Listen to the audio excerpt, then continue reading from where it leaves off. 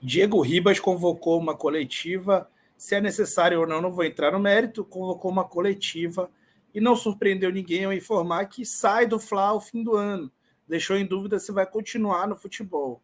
Afinal de contas, o Diego ele é ídolo do Flamengo? Isso aí eu acho que é pessoal de cada um. O Diego decidiu a final da Libertadores de 2019 ou ele foi decisivo para a virada do Flamengo na final da Libertadores de 2019? Vamos debater isso aqui? Vamos trazer dados? Vamos discutir o tema? Eu estava nesse jogo, então no fim do vídeo eu vou poder deixar a minha opinião também. Beleza? Dá o teu like aí, compartilha o vídeo enquanto eu rodo a vinheta.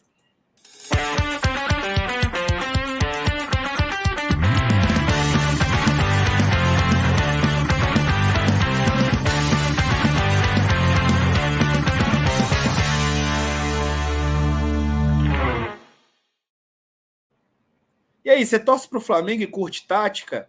Se você curte tática, curte meu trabalho, você pode se tornar membro do canal aí, clicando na descrição do vídeo. Membros do canal do Falso 9 têm acesso ao Telegram, ao canal de Telegram, onde eu faço a transmissão das partidas em áudio enquanto as partidas acontecem. Então você pode ouvir a transmissão da TV, pode complementar ou ouvir só os meus comentários, e aí você vai ter uma noção mais de campo e bola, sem outros fatores, sem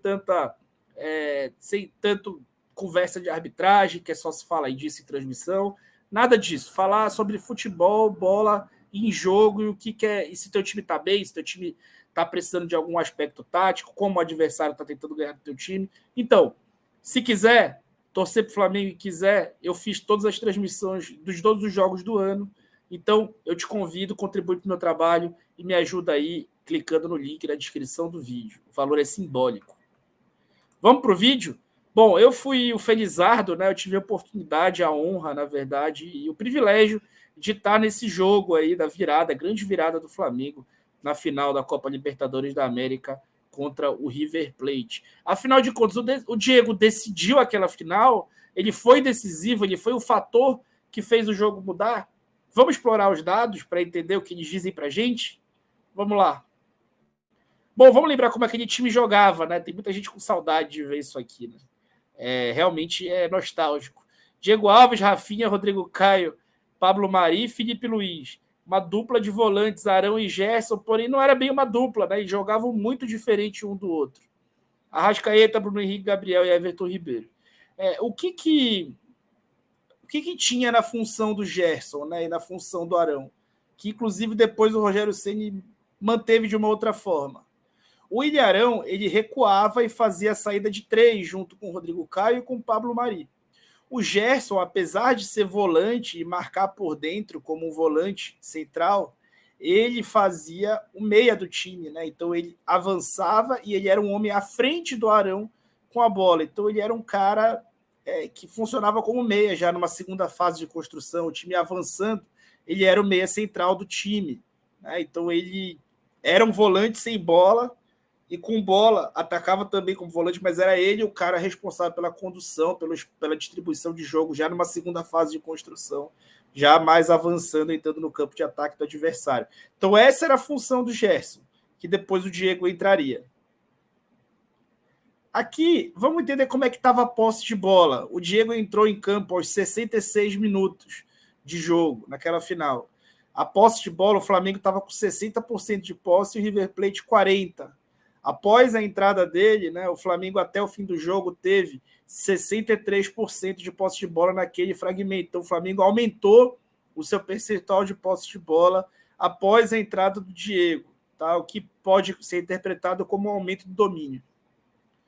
Bom, o principal, né, além da posse, as zonas do campo. O Flamengo tinha, até o Diego entrar, 32% da bola no seu próprio campo, 52% na zona de meio e só 16% em último terço. Após a entrada do Diego até o fim do jogo, esse número passou para 26%. O Flamengo passou a ter mais a bola no terço final e esse percentual foi praticamente todo tirado aqui da zona do primeiro trecho. O River recuou também, mas ele foi muito empurrado para trás através das boas tramas e do bom domínio de meio de campo que o Flamengo passou a ter, que melhorou sim nesse aspecto. Aqui, os passes do Gerson na partida. O Gerson jogou 70 minutos e o Diego 30, tá?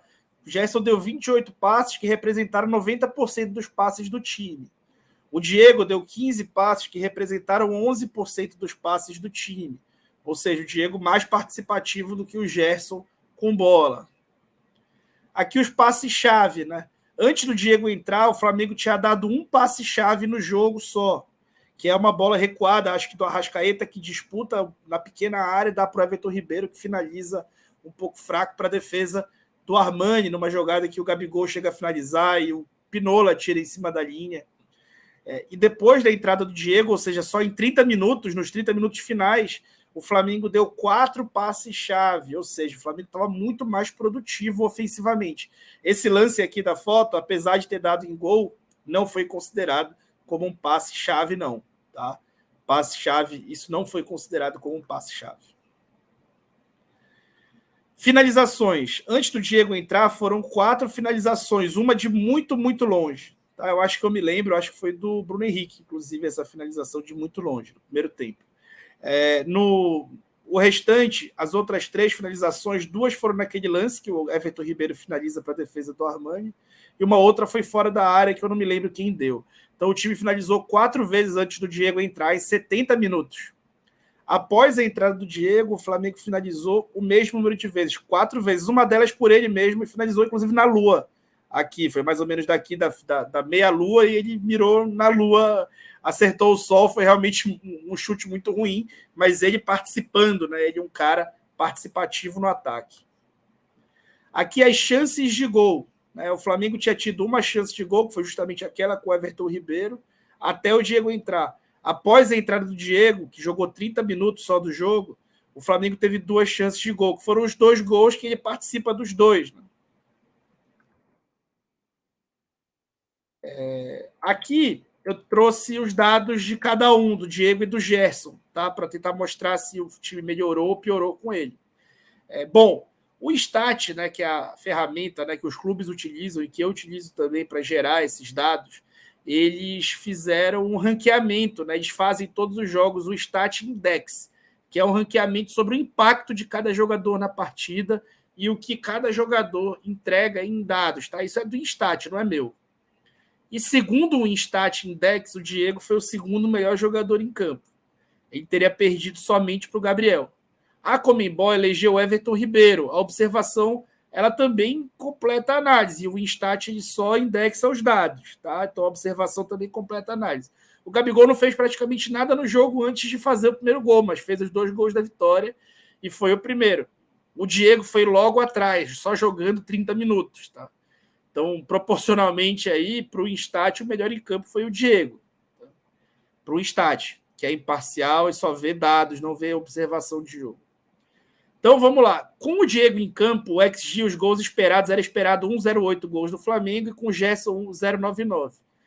Com o Diego em campo, era esperado que o adversário fizesse 0,22 gols por jogo, com o Gerson 0,40. Então, os 2 indicadores do Diego melhor. O Diego fez 3 desarmes em 30 minutos, o Gerson fez 4 em 70. O aproveitamento dos desarmes do Diego foi quase 70% de desarmes certos e o Gerson 50%. Então, aproveitamento maior e muito mais por minuto, né, comparado proporcionalmente. Disputas ganhas, o Diego 5 em 30 minutos, o Gerson 8 em 70.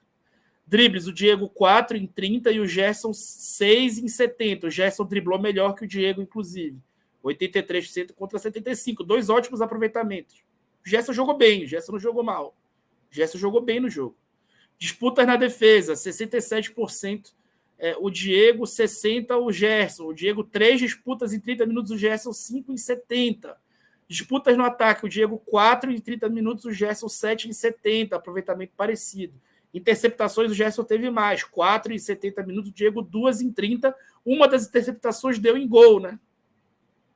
Finalizações, o Diego finalizou uma vez, o Gerson nenhuma. Mesmo em 30 minutos, o Diego finalizou mais do que o Gerson. Bolas perdidas, o Gerson perdeu mais do que o Diego, normal, jogou mais tempo. Bolas recuperadas, o Gerson perdeu 3 bolas, recuperou 3 bolas e o Diego uma, mais proporcional de acordo com o tempo. E bolas recuperadas no campo adversário, uma para cada um, mesmo o Diego tendo jogado menos tempo. Pessoal, eu estava lá no campo, tá? E também na minha volta eu tive a a oportunidade, na verdade, não é uma felicidade, mas a oportunidade de voltar com escala em Buenos Aires. Tá? E eu vim ao lado de um argentino, torcedor do River Plate. E um grupo lá, né? Para eles, era unânime que o fator que tinha mudado o jogo era a entrada do Diego. Tá? Para mim, observador, então ainda não era formado em análise, não era analista, nada, sempre tive um olhar um pouco mais clínico, mas não era analista nem nada. Para mim, foi o Diego que mudou o jogo, tá? Ali naquele meu olhar como torcedor. Olhando como analista, para mim fica muito claro que de fato, caso ele não entrasse, o Flamengo dificilmente teria conseguido superar. Primeiro, ele entrou com um gás, uma garra muito grande, ele entrou muito determinado realmente, e o meio de campo ele estava despovoado. Lá em Lima estava muito, muito quente, o gramado estava duro, os jogadores tinham dificuldade de trocar passes e o River tentava algumas transições.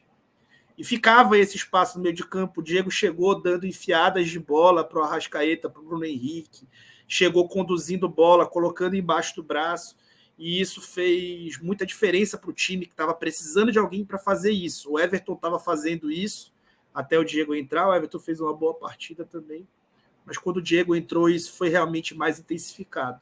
Na minha opinião, ele está assim na história do Flamengo, por isso que ele fez nessa partida, especialmente, teve sua importância nos outros títulos, bem menor. No título brasileiro de 2020 ele foi muito importante, mas para mim essa partida coloca ele na história do Flamengo como jogador, independente da sua influência extracampo, de ter sido o primeiro a comprar o projeto, todos os outros fatores que podem compor uma análise. Para mim, como atleta de futebol, jogador, ele entrou na história do Flamengo nessa partida. Mas isso é tudo opinião. Ele divide opiniões para o bem e para o mal, e essa foi só a minha, amparada na análise dos números. E aí, você, qual é a tua opinião? Comenta aí, sem ódio, tá?